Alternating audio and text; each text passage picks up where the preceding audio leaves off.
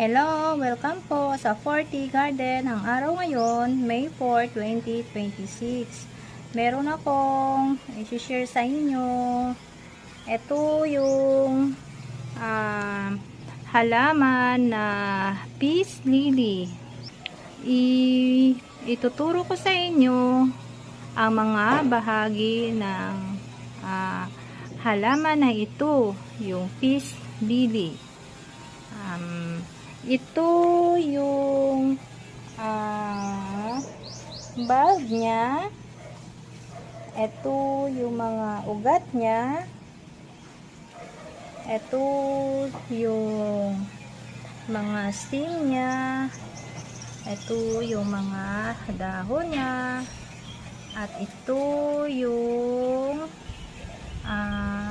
dried niya na bulaklak. Ayan. So, ito yung mga bahagi ng